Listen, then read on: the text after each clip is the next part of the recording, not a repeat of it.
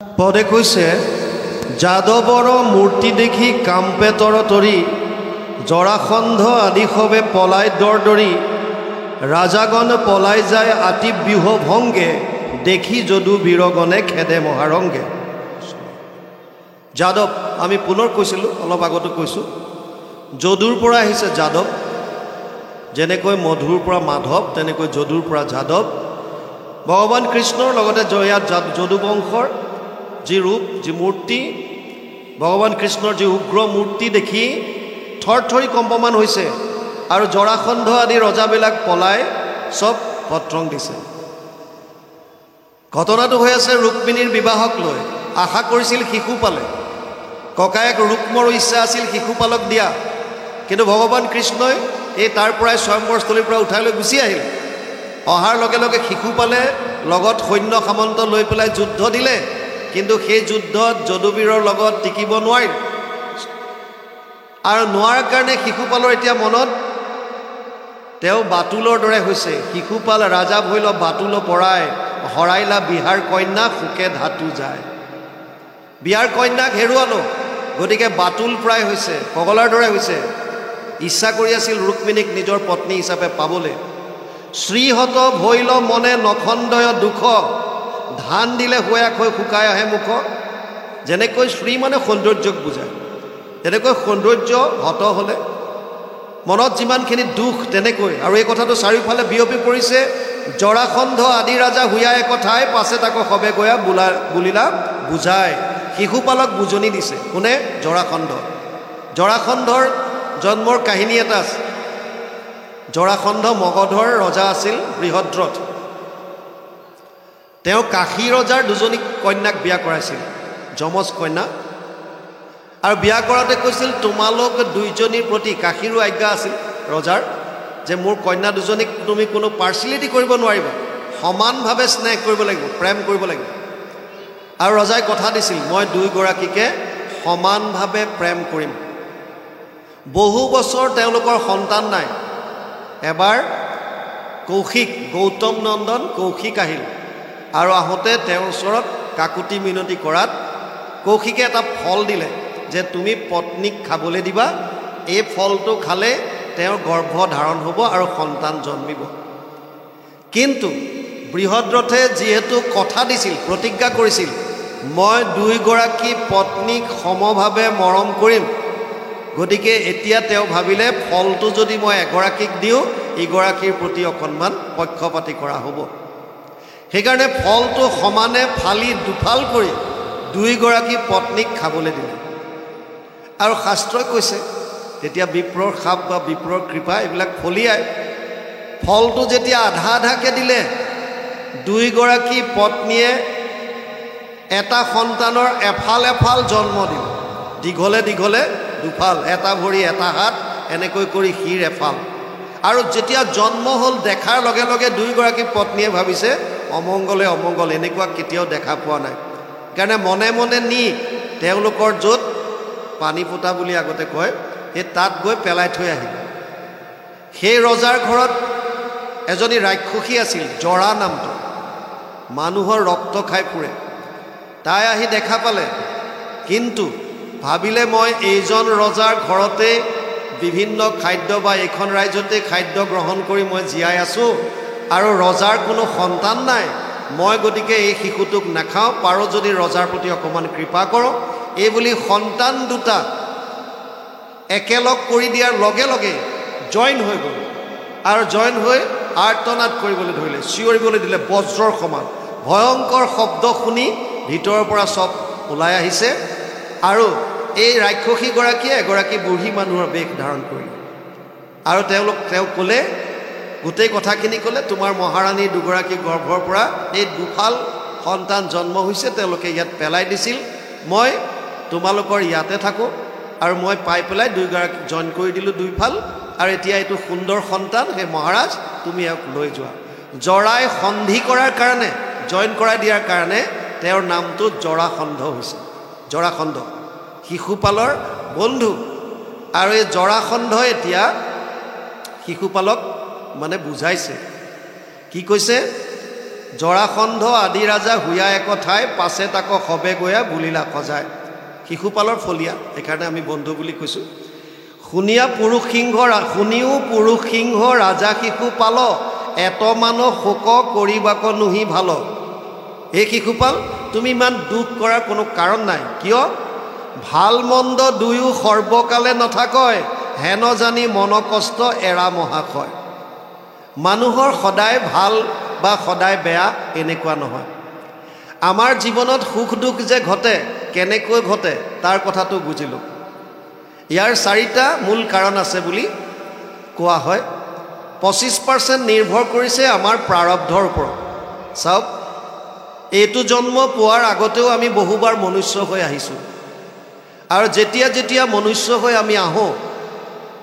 কোনো মানুহে কাম নকৰাকৈ এক মুহূৰ্ত থাকিব নোৱাৰে নাহি কচ্চিত জনমপি জাতু তিষ্ঠত্য কৰ্মকৃত কাৰ্যতে হি অৱশ্য কৰ্ম সৰ্ব প্ৰকৃতি জেৰ গুণে 3য় অধ্যায় 5 নম্বৰ শ্লোক গীতা অৰ্জুনক কৈছে হে অৰ্জুন কোনো মানুহে এক মুহূৰ্ত কাম নকৰাকৈ থাকিব নোৱাৰে আৰু যেতিয়া আমি কৰ্ম কৰোঁ অকমান আগত কৈছিলোঁ কৰ্ম কৰিলে 3 ধৰণৰ ফল আমি ভোগ কৰিবলগীয়া হয় যদি কৰ্মটো ঈশ্বৰত অৰ্পণ কৰা নহয় তত্ত্ববিলাক বুজি যাব যদি আমাৰ কৰ্মবিলাক ঈশ্বৰত অৰ্পণ নকৰোঁ তেতিয়াহ'লে প্ৰত্যেকটো কৰ্মৰ ফল আমি ভোগ কৰিবলগীয়া হয় অনিষ্টম ইষ্টম মিশ্ৰম ত্ৰিবিধা কৰ্মনা ফলম ভৱতি অত্যাগিনম প্ৰত্য যিসকলে ত্যাগ কৰা নাই যিসকলে কৰ্মফল ঈশ্বৰৰ চৰণত কৰ্মটো অৰ্পণ কৰা নাই তেওঁলোকে ভোগ কৰিব লাগে কি 3টা ভাল বেয়া মিশ্ৰিত পুণ্য পাপ পুণ্যৰ মিশ্ৰণ আৰু আমি যিমান কৰ্ম কৰিছোঁ ইয়াৰ আগতেও এই কৰ্মবিলাক প্ৰত্যেকটো জীৱৰ বিপৰীতে এখন একাউণ্টত সব জমা হৈ আছে ভাল বেয়া মিশ্ৰিত প্ৰত্যেক জীৱৰ এখন একাউণ্ট আছে যেনেকৈ আমি ছেভিং একাউণ্ট খুলিছোঁ নহয় ছেভিং একাউণ্টৰ দৰে সঞ্চয় সেইটো শাস্ত্ৰীয় ভাষাত সেইকাৰণে সঞ্চিত কৰ্ম বুলি কয় সঞ্চিত কৰ্ম তাৰমানে আমি এতিয়ালৈকে যিমানবাৰ আহিলোঁ পৃথিৱীলৈ যিমান কৰ্ম কৰিছোঁ সববিলাক জমা হৈ আছে এটা শৰীৰ নষ্ট হোৱাৰ পাছত জীৱই সেই সঞ্চিত কৰ্মৰ পৰা কিছু অংশ উলিয়াই আনে ভোগ কৰিবৰ কাৰণে যাক কোৱা হয় প্ৰাৰব্ধ যদি প্ৰাৰব্ধত কেৱল পুণ্য আহিল তেতিয়াহ'লে জীৱই দেৱলোক পায় বা স্বৰ্গত যাই থাকিব পাৰে দেৱ শৰীৰ পায় কেতিয়ালৈকে থাকিব পাৰিব তে ত্বং ভুক্ত স্বৰ্গলোক বিশালম ক্ষীণে পুণ্যে মৰ্তলোকম বিশন্তি 9ম অধ্যায় 21 নম্বৰ শ্লোক গীতা তেতিয়ালৈকে স্বৰ্গত থাকিব পাৰিব যেতিয়ালৈকে সি প্ৰাৰব্ধত অনা পুণ্যখিনি আছে পুণ্য ক্ষয় ভৰিলে কোনো নৰকত নজয় 84 লাখ জনী আকৌ ভ্ৰমণ কৰিব লাগিব আৰু যদি তাৰ প্ৰাৰব্ধত কেৱল পাপ আহিল তেতিয়া সি অধোজনী পায় কীট পতংগ পোক পৰুৱা কীট এইবিলাক যত যিমান আছে কুকুৰ মেকুৰী গাধ ঘোঁৰা ইতৰ প্ৰাণী যিমান আছে সব পাপ জনী ভোগ কৰিবৰ কাৰণে আহিছে ভোগ খতম হ'ব প্ৰাৰব্ধ পুনৰ যাব মানুহৰ শৰীৰ কেতিয়া পায় যেতিয়া মিশ্ৰিত কৰ্মফল আহে মিশ্ৰিত কৰ্ম মানে পাপ পুণ্যৰ মিশ্ৰণ ভাল বেয়াৰ মিশ্ৰণ সেইকাৰণে প্ৰত্যেক মানুহৰ জীৱনত সুখ আৰু দুখ দুইটা বস্তু থাকে কিয় কাৰণ আমি মিশ্ৰিত কৰ্মফল ভোগ কৰিবলৈ আহিছোঁ ভালখিনিৰ কাৰণে সুখ অনুভৱ কৰিম বেয়াখিনিৰ কাৰণে দুখ পাম ইয়াত কোনো ধৰণৰ চেঞ্জ হ'ব নোৱাৰে প্ৰাৰব্ধ সলনি কৰিব নোৱাৰে আনকি প্ৰহ্লাদে নৰসিংহ ভগৱানক দৰ্শন পোৱাৰ পাছতো ভগৱান নৰসিংহই প্ৰহ্লাদক কৈছে কীৰ্তনে পলাইব পাপচয় ভোগ ভুঞ্জি পুণ্য কৰ ক্ষয় তোৰ যিখিনি পুণ্য আছে এইখিনি তই ইয়াতে ভোগ কৰি যাব লাগিব প্ৰাৰব্ধ থকালৈকে একো হ'ব নোৱাৰে এইটো হৈছে 25% সুখ দুখৰ কথা কৈছোঁ ভাল বেয়া কেনেকৈ ভোগ কৰোঁ 25% নিৰ্ভৰ কৰিছে মাতৃসকলৰ ওপৰত সন্তান জন্ম দিয়াৰ সময়ত মাতৃগৰাকীৰ মানসিকতা কেনেকুৱা গৰ্ভস্থিত হোৱাৰ পৰা বুলি প্ৰসৱলৈকে এই গৰ্ভ অৱস্থাত মাতৃগৰাকীৰ মানসিক চিন্তা চৰ্চা কেনেকুৱা তাৰ এটা প্ৰভাৱ পৰিছে সন্তানটোৰ ওপৰত কি চিন্তা চৰ্চাত সংসাৰ বৃদ্ধি কৰিবৰ কাৰণে আগবাঢ়িছে গৰ্ভত থাকোঁতে তেওঁৰ 5টা জ্ঞানেন্দ্ৰিয়ৰ দ্বাৰা কেনেকুৱা জ্ঞান আহৰণ কৰিছে যদি কেৱল টিভিত শাহু বোৱাৰী কাজিয়া চাই আছে যদি গিৰিয়েক ঘৈণীয়েকৰ সন্দেহা সন্দেহী চাই আছে, যদি কেৱল মাৰপিট চাই আছে, যদি নিগেটিভ কথা চিন্তা কৰি আছে, তাৰ প্ৰভাৱ সন্তানটোৰ ওপৰত পৰিব। আৰু গৰ্ভত সন্তানটো থাকোঁতে আইগৰাকীয়ে যেনেকুৱা ভোজন কৰে, আপ্যায়নী নাৰীৰ দ্বাৰা এই মাতৃগৰাকীয়ে কৰা প্ৰতিটো ভোজনৰ ৰস সন্তানটোৱে লাভ কৰে। 5 মাহলৈকে সন্তানৰ চৰ্ম নহয়, 3য় স্কন্ধত পাব আপোনালোকে সৃষ্টি বৰ্ণনাত।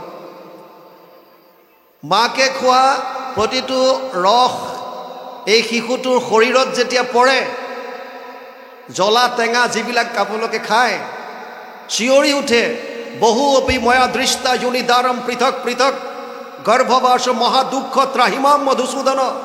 মধুসূদন এইটো এটা মধু দৈত্য, যাক মাৰিছিল ভগৱান কৃষ্ণই। মধু দৈত্যক নিহত কৰাৰ কাৰণে ভগৱান কৃষ্ণৰে নাম মধুসূদন। মধুসূদনৰ ওচৰত শৰণ লয় গৰ্ভতে প্ৰত্যেকটো সন্তানে। হে প্ৰভু, তোমাৰ চৰণত শৰণ ল'লোঁ, মই এনেকুৱা যোনি বহুত ঘূৰিছোঁ, এই যিটো ইউটেৰাছ, যিটো গৰ্ভাশয়, তাত বিষ্ঠা মূত্ৰৰে লেপিত হৈ 10 মাহ 10 দিন সন্তানটো যেতিয়া পৰি থাকিব লাগে, নৰকৰ ভোগ আৰু বেলেগে নালাগে। সেয়াই কম কষ্ট পায় নেকি? তেতিয়াই শৰণ লয়। আৰু সেই সময়ত আমাৰ যি 5টা জ্ঞানেন্দ্ৰিয় আছে, শ্ৰোত্ৰ, নেত্ৰ, জিহ্বা, ঘ্ৰাণ আৰু চৰ্ম, কি শুনিছে, কি চাইছে, কি সোৱাদ লৈছে, কি স্পৰ্শ কৰিছে, কি শুঙি চাইছে, প্ৰত্যেকটো জ্ঞান যিখিনি আহৰণ কৰে শিশুটোৱে গৰ্ভত থাকোঁতে পায়। তাৰ উদাহৰণ প্ৰহ্লাদ। মাকৰ গৰ্ভত থাকোঁতে নাৰদে ভাগৱতৰ ধৰ্ম কৈছিল, কয়াদুক প্ৰহ্লাদে পাইছিল। তাৰ উদাহৰণ অভিমন্যু। অৰ্জুনে পত্নী সুভদ্ৰাক চক্ৰবেহুত কেনেকৈ সোমাব লাগে কৈছিল, আৰু ওলাই অহা কথাখিনি কওঁতে টোপনি গ'ল। মাকৰ টোপনি যোৱাৰ লগে লগে শিশু অচেতন হ'ল, গতিকে শুনিব নোৱাৰিলে। ওলাই আহে চক্ৰবেহুৰ পৰা, কেনেকৈ গম নাপালে। তাৰ মানে সনাতন ধৰ্মই স্পষ্টভাৱে কৈছে, মাতৃৰ গৰ্ভত সন্তান থাকোঁতে মাকৰ পৰা তেওঁ জ্ঞান আহৰণ কৰিব পাৰে।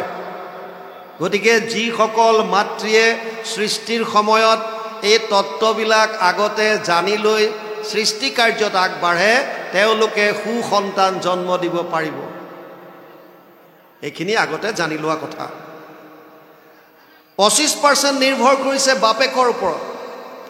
সৃষ্টি কাৰ্যত আগবাঢ়িবলৈ যাওঁতে তেওঁৰ মানসিকতা কেনেকুৱা, কামনা বাসনাত লিপ্ত হৈ গৈছে নে ঈশ্বৰৰ ওচৰত প্ৰাৰ্থনা কৰি, হে প্ৰভু, তোমাৰ সেৱক হিচাপে আমি সৃষ্টি কাৰ্যত যিটো আদেশ দিছে, মানুহ হিচাপে প্ৰথম সৃষ্টি কিয় কৰিছিল? সৃষ্টিৰ বৃদ্ধি হোৱা নাছিল। গতিকে ব্ৰহ্মাই নিজৰ শৰীৰৰে 2টা পাৰ্ট কৰিলে, স্বয়ম্ভূৱ মনু আৰু শতৰূপা, আৰু মানুহ হিচাপে তেওঁলোকক মিলনৰ দ্বাৰা সৃষ্টি কাৰ্য বৃদ্ধি কৰিবলৈ দিছে। তাৰে অংশ আমি মনুষ্য। মনুৰ পৰাই মেন হৈছে, মনুৰ পৰা মনুষ্য, মনুৰ পৰাই মানৱ। ডাৰউইনৰ সূত্ৰৰ মতে যেনেকৈ বান্দৰৰ পৰা হ'ল, চিম্পাঞ্জিৰ পৰা হ'ল, বান্দৰৰ পৰা যদি মানুহ হ'লেহেঁতেন এতিয়া বান্দৰ নাথাকিলেহেঁতেন, চব মানুহে হ'লহেঁতেন। শাস্ত্ৰত কৈ আছে মানুহ হৈছে, মানুহৰ পৰা সৃষ্টি হৈছে স্বয়ম্ভূৱ মনু আৰু শতৰূপা, আৰু মনুৰ পৰা মেন, মনুৰ পৰা মনুষ্য, মনুৰ পৰা মানৱ। নহ'লে বেলেগো কৰিব পাৰিলেহেঁতেন, কিয় নকৰিলে? বাপেকৰ ওপৰত নিৰ্ভৰ কৰিছে 25%। 75% সন্তান এটা জন্ম হোৱাৰ পাছত তাক সলনি কৰাৰ কোনো উপায় নাই। প্ৰাৰব্ধ সলনি কৰিব নোৱাৰোঁ। মাকে কেনেকুৱা চিন্তা চৰ্চা কৰিছিল, কেনেকুৱা ভোজন কৰিছিল, সেয়া সলনি কৰাৰ উপায় নাই সন্তান জন্ম হোৱাৰ পাছত। আৰু বাপেকে কি চিন্তা চৰ্চা লৈ পেলাই আগবাঢ়িছিল, এয়াও আমাৰ কোনো চিন্তা সলনি কৰিব নোৱাৰে। তাৰ মানে 75% সন্তান জন্ম হোৱাৰ পাছত চেঞ্জ কৰাৰ কোনো উপায় নাই। তথাপিও প্ৰত্যেকটো সন্তান বা মানুহৰ হাতত 25% থাকে। 25%। আপুনি সুখ দুখ নিজৰ ইচ্ছামতেও কিছু কৰিব পাৰে। কেনেকৈ? আপুনি এতিয়া কি কৰিছে, বৰ্তমান কি কৰিছে, ক্ৰিয়ামান কৰ্ম, ভৱিষ্যত কৰ্ম বুলি যাক কয়। এতিয়া আমি কি কৰিছোঁ? মোৰ চব বেয়া, মোৰ প্ৰাৰব্ধ বেয়া। মোৰ মায়েও যেনিবা চিন্তা চৰ্চা যেনেকৈ কৰিব লাগিছিল নকৰিলে, দেউতাৰো চিন্তা চৰ্চা বাৰু ঠিক নাছিল, চব বেয়া, মোৰ চব নিগেটিভ। কিন্তু বৰ্তমান মই কি কৰিছোঁ?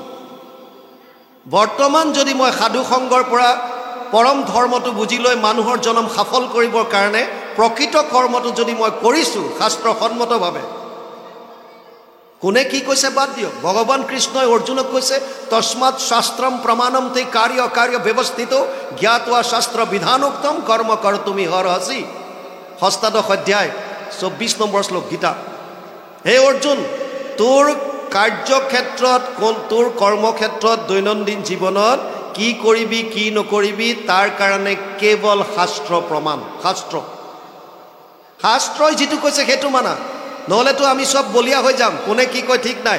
এজনে আহি ক'ব অমুকক পূজা কৰা, এজনে ক'ব অমুকক কৰা, এজনে ক'ব অমুকক, এজনে অমুকক। মানিম কাক?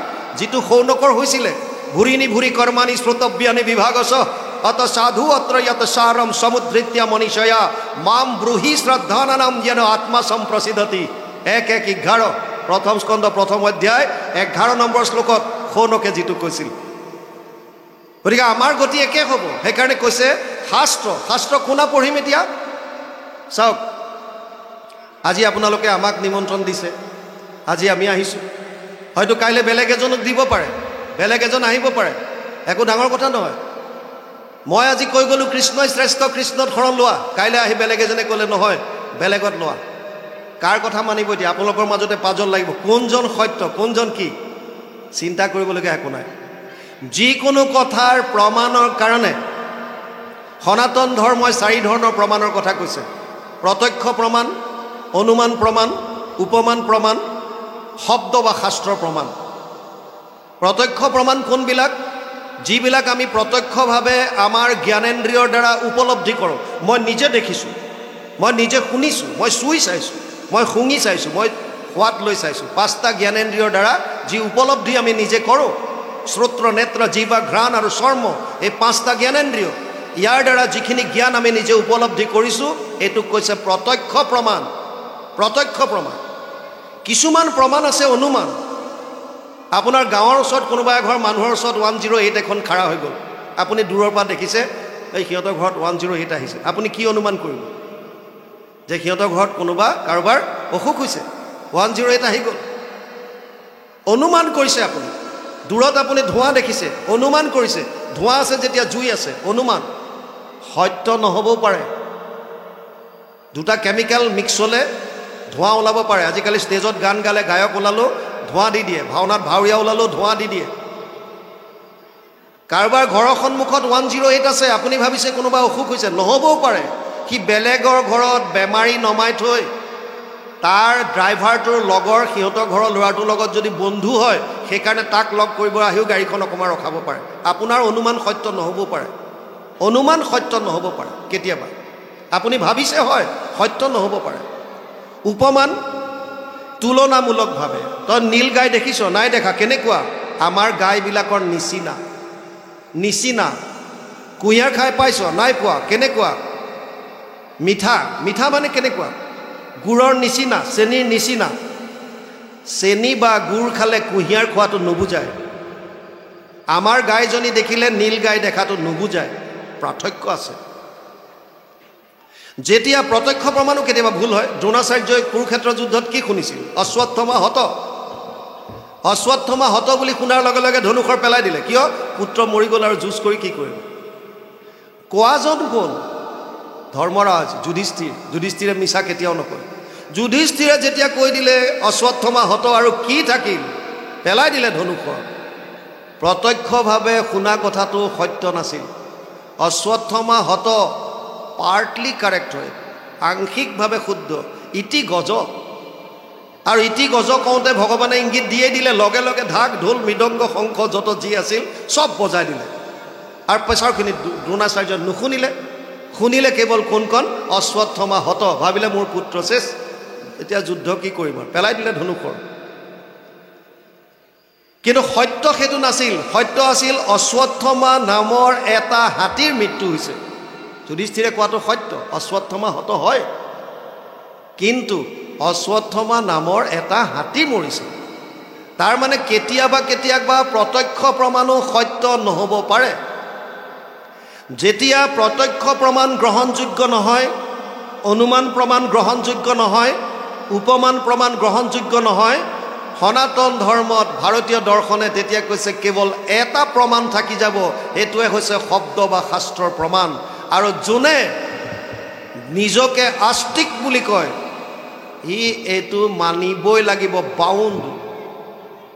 যদি আস্তিক, যদি নামানে তেতিয়াহ'লে তেওঁক ভাৰতীয় দৰ্শনে নাস্তিক আখ্যা দিছে। জৈনিজিম, বুদ্ধিজিম, চাৰবাৰ্গ এইবিলাক নাস্তিক। আৰু যদি মানে আপুনি শাস্ত্ৰ প্ৰমাণ, তেতিয়া আপুনি আস্তিক। আস্তিক হ'লে মানিবই লাগিব। কিন্তু শাস্ত্ৰ বা শব্দ প্ৰমাণ বুলি কওঁতে এতিয়া আপুনি কোনখন শাস্ত্ৰ মানিব, সেইটো সমস্যা আহি গ'ল। অগণন শাস্ত্ৰ আছে। তেতিয়া ভাৰতীয় দৰ্শনে ক'লে যে 3টা প্ৰস্থান দিলে। প্ৰস্থান ত্ৰয়ী বুলি কয়, প্ৰামাণিক। এটাক ক'লে শ্ৰুতি প্ৰস্থান, এটাক ক'লে স্মৃতি প্ৰস্থান, আৰু এটাক ক'লে ন্যায় প্ৰস্থান। শ্ৰুতি কাক কয়? শ্ৰুতি বেদক কয়। বেদ জগত সংহৰি সুতি আছা নাৰায়ণ, প্ৰথম নিশ্বাসে বাজ ভৈলা বেদগণ। ভগৱান কৃষ্ণৰ নিশ্বাসতে বেদ বা জ্ঞান বাহিৰ হৈছিল। এই জ্ঞান শ্ৰৱণৰ দ্বাৰা ক্ৰমাগতভাৱে গুৰু শিষ্য পৰম্পৰাত বাগৰি আহিছিল কাৰণে নাম পাইছিল শ্ৰুতি।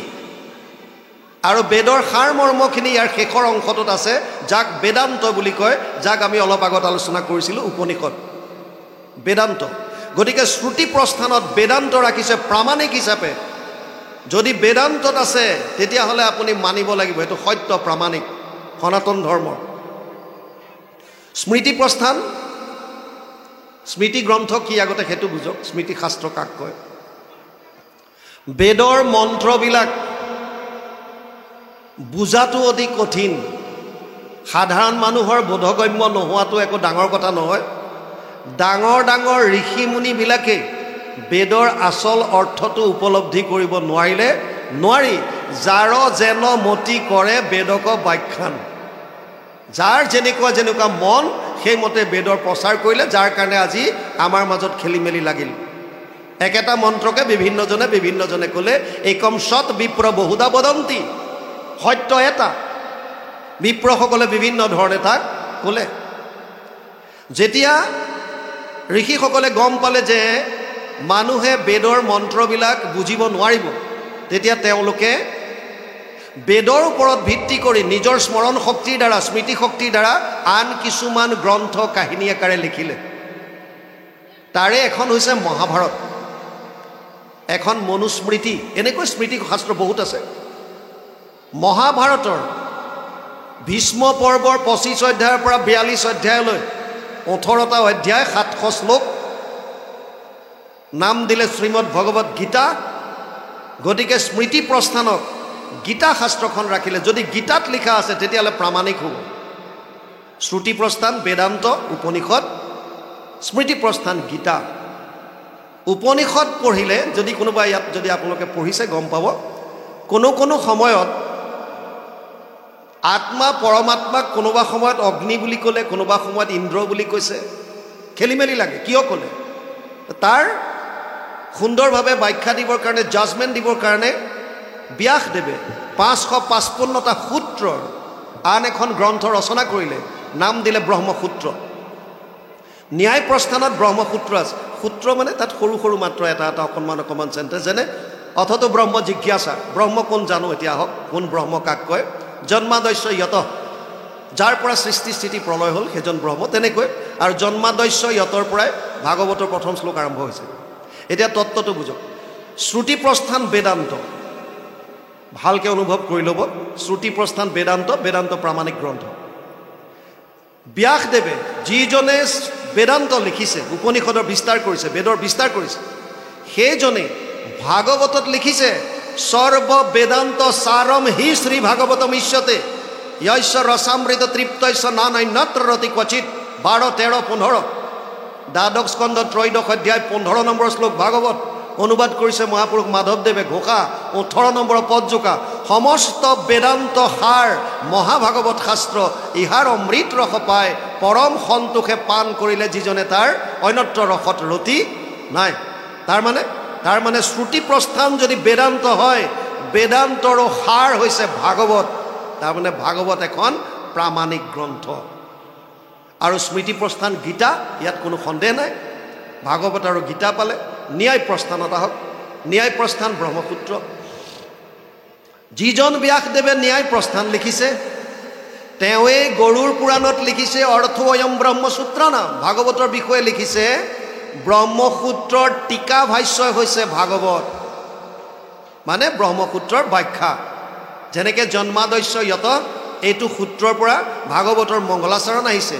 জন্মাদস্য য়ত বন্দয়াদ ইতৰত স্বৰ্থেষু অভিজ্ঞ স্বৰাত আহিছে প্ৰথম শ্লোক। এতিয়া আপোনালোকে যদি যায় চাই, শ্ৰুতি প্ৰস্থান বেদান্ত, বেদান্তৰ সাৰ ভাগৱত এখন পালোঁ। ন্যায় প্ৰস্থান ব্ৰহ্মসূত্ৰ, ব্ৰহ্মসূত্ৰৰ টিকা ভাষ্য ভাগৱত এখন প্ৰামাণিক গ্ৰন্থ। আৰু স্মৃতি প্ৰস্থান গীতা। তাৰ মানে প্ৰামাণিক গ্ৰন্থ আমাৰ দুখন আছে, এখন হৈছে গীতা, আনখন হৈছে ভাগৱত। সেইকাৰণে কোনো মহাপুৰুষে লিখি থৈ গ'ল শাস্ত্ৰৰ উত্তম কি বুলি? শাস্ত্ৰৰ উত্তম গীতা ভাগৱত বুলি। গতিকে বেলেগে কি কৈছে বাদ দিয়ক, কোনে কি কৈছে বাদ দিয়ক, গীতা ভাগৱতে কি কৈছে সেইটো বুজিলেই হ'ল। 700 শ্লোকৰ গীতা, এটা শ্লোক মাত্ৰ ধৃতৰাষ্ট্ৰই কৈছে, ধৰ্মক্ষেত্ৰে কুৰুক্ষেত্ৰে সমবেত যুজুৎসৱ মামকাহ পাণ্ডৱ চৈব কিম অকুৰ্বত সঞ্জয়। প্ৰথম অধ্যায় প্ৰথম শ্লোক, এটা শ্লোক সুধিছে, ধৰ্মক্ষেত্ৰ কুৰুক্ষেত্ৰত সমবেত হোৱা মোৰ আৰু পাণ্ডুপুত্ৰৰ সৈন্যসকলে কি কৰিছিল হে সঞ্জয়, মোক কোৱা। আপোনালোকে জানে কুৰুক্ষেত্ৰৰ যুদ্ধৰ প্ৰাক মুহূৰ্তত ব্যাস আহিছিল ধৃতৰাষ্ট্ৰৰ ওচৰত। ধৃতৰাষ্ট্ৰ অন্ধ। ব্যাসে ক'লে, ব্যাসৰ পুত্ৰ ধৃতৰাষ্ট্ৰ, সেইটো আপোনালোকে জানে, মই এইটো কাহিনীলৈ নাযাওঁ আৰু। ব্যাসে কৈছিল, হে পুত্ৰ, কুৰুক্ষেত্ৰ যুদ্ধ হোৱাটো নিশ্চিত। তই এতিয়া ঘৰৰ পৰাই যদি যুদ্ধখন চাব বিচাৰিছ, তেতিয়াহ'লে তোক মই দিব্য দৃষ্টি দিওঁ। তই ঘৰৰ পৰা চাই যুদ্ধক্ষেত্ৰ কুৰুক্ষেত্ৰত যি হৈ আছে চব দেখা পাবি। ধৃতৰাষ্ট্ৰই ক'লে যে ইমান দিনটো মই অন্ধ হৈ থাকিলোঁ আৰু এই যুদ্ধৰ বিভীষিকা মোৰ চোৱাৰ কোনো ইচ্ছা নাই, কিন্তু কুৰুক্ষেত্ৰত কি হৈ আছে মই সেইখিনি জানিব বিচাৰোঁ। গতিকে মোৰ এই সাৰথি, মোৰ মন্ত্ৰী সঞ্জয়ক আপুনি দিব্য দৃষ্টি দিয়ক। আৰু তেতিয়া ব্যাসদেৱে সঞ্জয়ক দিব্য দৃষ্টি দিয়ে, যাৰ কাৰণে সঞ্জয়ে হস্তিনাপুৰত থাকিয়েই কুৰুক্ষেত্ৰত কি হৈ আছে চব গম পাইছিল, লাইভ টেলিকাষ্ট। তেতিয়াই 5,500 বছৰ আগত লাইভ টেলিকাষ্ট দেখাই আছে। আমাৰ বিজ্ঞানীয়ে মানক নামানক, এইটো সত্য। সঞ্জয়ে কৈ আছে হস্তিনাপুৰত থাকি কুৰুক্ষেত্ৰত কি হৈছে। তাকো এতিয়াতো বিজ্ঞানীয়ে কেমেৰাৰ দ্বাৰা মাত্ৰ প্লেয়াৰক হওক বা যাক হওক দেখুৱাব পাৰিছে। সঞ্জয়ে প্ৰত্যেকজন যোদ্ধাৰুৰ বা সৈনিকৰ মনৰ ভাৱ পৰ্যন্ত বুজি পাইছিল, কাৰ মনত কি চলি আছে। কিমান বিজ্ঞান আগত আছিল তেতিয়া, বিজ্ঞান কম নাছিল। দৈৱকীৰ অষ্টম গৰ্ভত ভগৱান কৃষ্ণ আহিছে, সপ্তম গৰ্ভটো যোগমায়াই দৈৱকীৰ পৰা সপ্তম গৰ্ভ সংকৰ্ষণ কৰি মথুৰাৰ পৰা নি গোকুলত থকা ৰোহিণী গৰ্ভত স্থাপন কৰিছিল। সংকৰ্ষণ ছায়েন্স কি তেওঁলোকে জানে, কিন্তু কৰা বুলি ভাগৱতত কৈছে। তাৰমানে সেইটো এটা ডাঙৰ ছায়েন্স হ'ব। এগৰাকী মাতৃৰ গৰ্ভৰ পৰা, এতিয়া কম্পিউটাৰত যেনেকৈ বাহিৰত থাকিলে মোৰ ঘৰত যদি মই ডেস্কটপ খুলি থওঁ তেতিয়াহ'লে বাহিৰৰ পৰা কণ্ট্ৰল কৰিব পাৰে নাই? মেচিনাৰীবিলাক তেনেকৈ বহুত কণ্ট্ৰল কৰিব পাৰে, বেলেগৰ পৰা কৰি আছে। কেনেকৈ? আল্টিমেটলি এয়া কথা শাস্ত্ৰত কৈছে। পুষ্পক বিমান তেতিয়া আছিল, ব্ৰহ্মস্ত্ৰ তেতিয়া আছিল, যিবিলাক পৰমাণৱিকৰ শক্তিৰ কাৰণে এতিয়া ভয় খাই আছে। শাস্ত্ৰই কৈ আছে, তুমি মানা নামানা তোমাৰ কথা, শাস্ত্ৰততো কৈ আছে। ব্যাসদেৱে সঞ্জয়ক দিলে দিব্য দৃষ্টি, আৰু সঞ্জয়ক সেইকাৰণে সুধিছিল কুৰুক্ষেত্ৰত কি হৈছে মোক কোৱা। এটা শ্লোক ধৃতৰাষ্ট্ৰৰ মুখত, 700 শ্লোকৰ এটা মাত্ৰ ধৃতৰাষ্ট্ৰই কৈছে। 40টা শ্লোকত সঞ্জয়ে কুৰুক্ষেত্ৰৰ বৰ্ণনা দিছে। মূলত অৰ্জুন আৰু কৃষ্ণৰ মাজত যি সংবাদ হৈছিল, কৃষ্ণ অৰ্জুন সংবাদ, 40টা শ্লোকত সঞ্জয়ে ধৃতৰাষ্ট্ৰক কৈছে। গীতা 700। 85টা শ্লোকত অৰ্জুনে মনৰ শংকা বা সন্দেহ ভগৱানৰ ওচৰত প্ৰকাশ কৰিছে। আৰু 574টা শ্লোকত ভগৱান কৃষ্ণই অৰ্জুনক গীতাৰ উপদেশ দিছে। প্ৰথমতে অৰ্জুনৰ মনৰ শংকা যেনেকুৱা প্ৰশ্ন কৰিছে তাৰ উত্তৰ ভগৱান কৃষ্ণই দি গৈছে। শেষত কৃপায়ে ঈশ্বৰে তত্ত্ব কহি উধাৰিলা নিজ ভকতক। ঘোষাত লিখিছে নহয়, শোকমোহ মহা পংক মাজে অৰ্জুন মগন ভৈলা দেখি। পৰম ঈশ্বৰ দেৱকী নন্দনন্দন, কৃপায়ে ঈশ্বৰে তত্ত্ব কহি উধাৰিলা নিজ ভকতক। কি তত্ত্ব ক'লে ঈশ্বৰে, এইটো কৈছে শেষত 8দশ অধ্যায়। কি ক'লে? সৰ্বগুহ্যতমম ভূয় শৃণুমে পৰমম বচ ইষ্টসীমি দৃঢ়মিতি তত বক্সামি তে হিতম। অষ্টাদশ অধ্যায় 64 নম্বৰ শ্লোক গীতা। হে অৰ্জুন, মই এতিয়া তোক গোপনীয়ৰ পৰা গোপনীয় কথাটো কওঁ শুন। সৰ্বগুহ্যতমম ভূয়, গোপনীয়ৰ ভিতৰতো আটাইতকৈ গোপনীয়, সকলোতকৈ গোপনীয়। কি ক'লে? গীতাৰ সাৰ। সৰ্বধৰ্মান পৰিত্যাজ্য মাম একম শৰণম ব্ৰজ অহম ত্ব সৰ্ব পাপেভ্যো মোক্ষয়িষ্যামি মা শুচ। অষ্টাদশ অধ্যায় 66 নম্বৰ শ্লোক গীতা। সৰ্বধৰ্ম এৰি এক শৰণ সাক্ষাৎ সুদৃঢ় বিশ্বাসে সখী লৈ কোৱা মাত নকৰিবা ভয় হেৰা কৰো অংগীকাৰ সমস্ত পাপত মই কৰিব নিস্তাৰ। কৃষ্ণই অৰ্জুনক এক শৰণৰ কথা 5,500 বছৰৰ আগত কুৰুক্ষেত্ৰৰ যুদ্ধত কৈ গৈছে।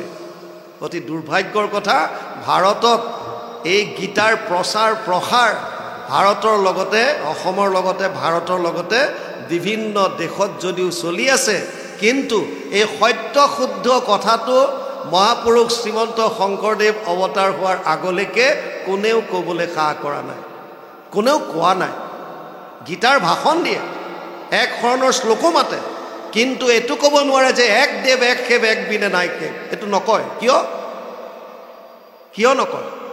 যদি ইমান সহজ সৰল ধৰ্মটো যদি সাধাৰণ মানুহখিনিক দেখুৱাই দিয়ে যে তোমালোকে কেৱল একত কৰিলে হ'ল, তেতিয়াহ'লে বহুতে ধৰ্মৰ নামত যিবিলাকে বেপাৰ চলাই আছে তেওঁলোকৰ বিজনেছ বন্ধ হৈ যাব। সেইকাৰণে এই সত্য শুদ্ধ কথাটো সাধাৰণ মানুহখিনিক নকয়, লুকুৱাই থৈ দিয়ে। এক শৰণ হৰিনাম ধৰ্ম, এক শৰণ গীতাৰ পৰা আনিছে। গীতা সনাতন ধৰ্মৰ, ভাৰতীয় দৰ্শন শাস্ত্ৰৰ স্মৃতি প্ৰস্থানৰ মূল গ্ৰন্থ শ্ৰীমদ ভগৱত গীতা, আৰু তাত এক শৰণৰ কথা কৈছে। আৰু গুৰুজনাই এক শৰণ হৰিনাম ধৰ্ম প্ৰৱৰ্তন কৰিছে। এক শৰণ গীতাৰ পৰা আনিছে। হৰিনাম, বহুতে কয় হৰিনাম পদ্মপুৰাণৰ সহস্ৰ নামৰ পৰা আনিছে। হয়, সত্য শুদ্ধ, ইয়াত কোনো ভুল নাই। ভাগৱতে কি কৈছে হৰিনামৰ ওপৰত? যদি শাস্ত্ৰৰ উত্তম গীতা ভাগৱত হয়, গীতাই এক শৰণৰ কথা ক'লে মানি ল'লোঁ। ভাগৱতত কি ক'লে?